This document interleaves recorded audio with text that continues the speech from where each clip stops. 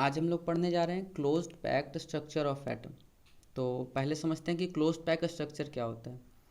तो एटम्स का arrangement crystalline होने के लिए क्या चाहिए कि वो रेगुलर हो। रेगुलर हो मतलब कि एक जैसा हो। तो रेगुलर अरेंजमेंट बहुत टाइप का हो सकता है, जैसे कि ये भी एक रेगुलर अरेंजमेंट है। जैसे ये ऐसे करके भी अगर हम कोई एटम को अरेंज कर दें तो वो भी एक रेगुलर अरेंजमेंट है। क्लोज्ड पैक्ट क्या होता है? क्लोज्ड पैक होता है कि वो मैक्सिमम से मैक्सिमम एक यूनिट सेल में वो मैक्सिमम स्पेस कवर करे, अपना जितना से ज़्यादा हो सके वो जगह कवर करे, ताकि उससे क्या होगा, उससे हमारा एटम जो मॉलिक्यूल है, सॉरी जो एलिमेंट है, वो और ज़्यादा स्ट्रांग बनेगा। जितना ज़्यादा अच्छे से वो भरा रहेगा उतना ज़्यादा स्ट्रांग होगा वो मटेरियल।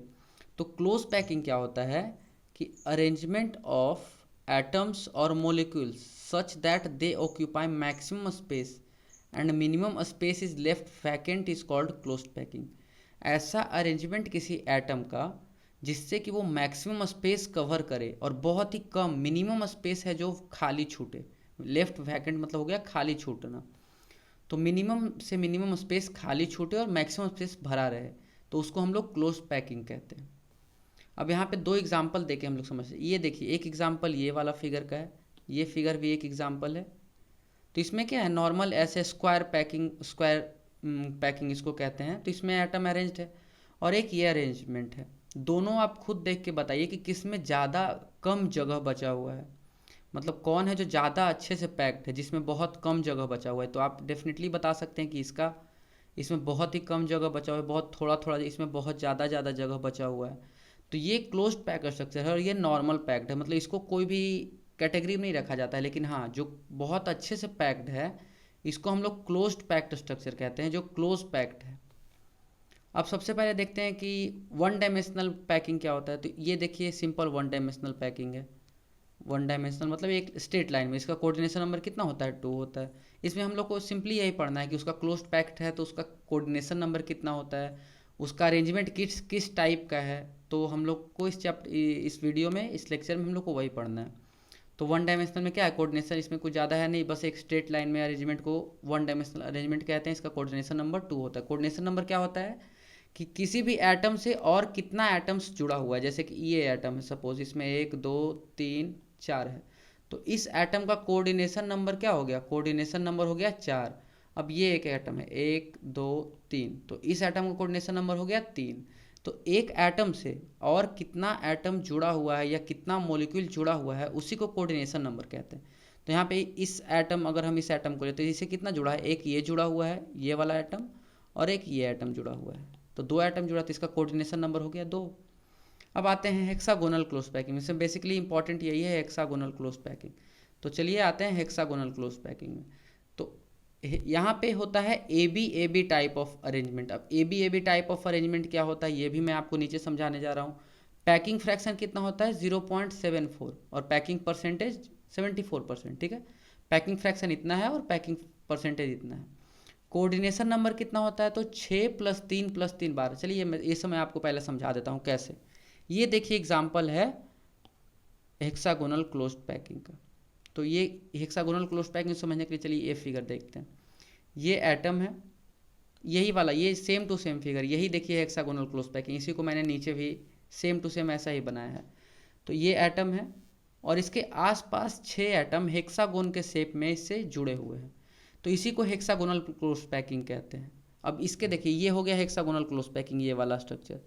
इसके नीचे एक 3 एटम का एक सेट होता है जो उसके ऊपर प्रेजेंट होता है, और 3 एटम का ही सेट एक होता है जो ऊपर इसके प्रेजेंट होता है, और एक नीचे 3 एटम का और एक ऊपर 3 एटम का। तो इस तरह से ये टोटली अरेंज होता है। और यही लेयर ए बी, अगर इसको हम ए लेयर मानते हैं, इसको बी लेयर मानते हैं, तो यही ए बी रिपीट करते जाता है। यहाँ पे क्या था, ए है फिर बी है फिर ए है फिर बी है फिर ए होगा फिर बी होगा। देखिए यहाँ पे ऐसे ऐसे करके आगे भी ऐसे, यहाँ पे ब्लू कलर का 6 ऐसे आइटम आ जाएगा, फिर आगे 2 3 आ जाएगा, ऐसे ही बढ़ते जाएगा। ए बी अरेंजमेंट होता है। कोऑर्डिनेशन नंबर चलिए इस रेड वाले आइटम का निकालते हैं। अगर हम इस रेड वाले आइटम का कोऑर्डिनेशन नंबर निकालते हैं, चलिए। तो ये रेड वाला आइटम अगल बगल वाले 6 आइटम से जुड़ा है, ये तो आपको दिख रहा होगा। तो चलिए सबसे पहले इस फिगर में इसका कोऑर्डिनेशन नंबर 6 हो गया। अब आप देख रहे हैं कि ये 3 आइटम भी इसी के ऊपर रखा हुआ है। ये 3 आइटम जो है ये भी इसी के ऊपर ऐसे रखा हुआ है। तो यहाँ भी ये तीनों भी इससे जुड़ा है, तो +3 कर देते हैं। नीचे वाला भी 3 एटम है जो इसी से सटा हुआ है, तो नीचे वाले को भी +3 करना पड़ेगा। तो टोटल कोऑर्डिनेशन नंबर, कोई भी एटम और कितने एटम से जुड़ा हुआ है या कितने मॉलिक्यूल से जुड़ा हुआ है वो कितना हुआ, 6 + 3 + 3, टोटल कितना हो गया 12। तो कोऑर्डिनेशन नंबर कितना होता है इसका, 12 होता है। ठीक है, इसका एग्जाम्पल क्या है, कोबाल्ट, जिंक, ये सब जो होता है वो हेक्सागोनल क्लोज्ड पैकिंग स्ट्रक्चर में रहता है। ठीक है, अब इसका पैकिंग फ्रैक्शन भी मैंने आपको बता दिया, पैकिंग परसेंटेज बता दिया, कोऑर्डिनेशन नंबर बता दिया, एक एग्जांपल दे दिया। तो ये हो गया हेक्सागोनल क्लोज्ड पैकिंग।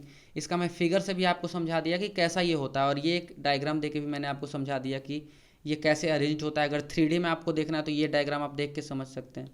ये डायग्राम काफ़ी आपको हेल्प करेगा उसको 3D में समझने के लिए।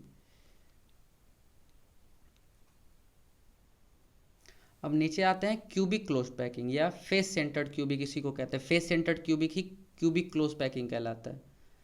तो अब देखते हैं इसका कैसा अरेंजमेंट होता है। तो ये ABC अरेंजमेंट होता है। इसमें 3 अलग अलग टाइप के लेयर होते हैं। इसमें कितने लेयर थे, 2 अलग अलग टाइप के लेयर थे, एक ए था और एक बी था, 2 अलग अलग टाइप, लेकिन इसमें 3 अलग अलग टाइप के होते हैं। एक तो नॉर्मल हेक्सागोनल क्लोज पैकिंग वाला स्ट्रक्चर होता है, हेक्सागोनल स्ट्रक्चर।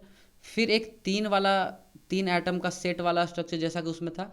और इसमें एक अलग क्या होता है कि इसी 3 वाले सेट को अगर हम उल्टा कर दें, जैसे इस एटम को उधर भेज दें और इन दोनों को इधर ले आए, तो ये एक तीसरा लेयर बन जाता है। तो इसी तरह से ये अरेंज रहता है, जैसे कि आप यहाँ पे देख सकते हैं ये एक 6 एटम का लेयर है, यहाँ पे 3 एटम का लेयर, और इसी 3 एटम के लेयर को अगर उधर रिवर्स कर दे तो एक और लेयर बन जाता है। तो ये ए हो गया, ये बी हो गया, ये सी हो गया, फिर ए बी सी, ऐसे ही, इसीलिए इस लेयर को ए बी सी लेयर कहते हैं। तो ये क्यूबिक क्लोज पैकिंग में क्या होता है, ऐसा होता है। ठीक है, इसका भी पैकिंग परसेंटेज 74% होता है, जैसा कि मैंने पहले भी पैकिंग फ्रैक्शन में भी निकाला था। ठीक है, और इसका कोऑर्डिनेशन नंबर 12 होता है। कोऑर्डिनेशन नंबर इसका भी 12 है, आप यहाँ पे इजीली देख सकते हैं। चलिए इस आइटम का लेते हैं, तो यहाँ पे 3 और ये 6 और इसके ऊपर भी 3, तो इसका भी कोऑर्डिनेशन नंबर 12 ही है। तो कोऑर्डिनेशन नंबर हम लोग को पता है, पैकिंग परसेंटेज पता है, और ये फिगर के अनुसार, फिगर देख के भी हम लोग समझ सकते हैं कि कैसा होता है। ये होता है फेस सेंटर्ड क्यूबिक। इसका एग्जांपल कोबाल्ट, टंगस्टन। तो ये हो गया हमारा cubic close packing. Cubic close packing का मैंने आपको अच्छे से समझ में आ गया होगा कि क्या क्या यहाँ पे कैसे स्ट्रक्चर होता है इसका। मैंने आपको फिगर के माध्यम से भी समझाने का ट्राई किया है, एक डायग्राम लेके भी समझाया है।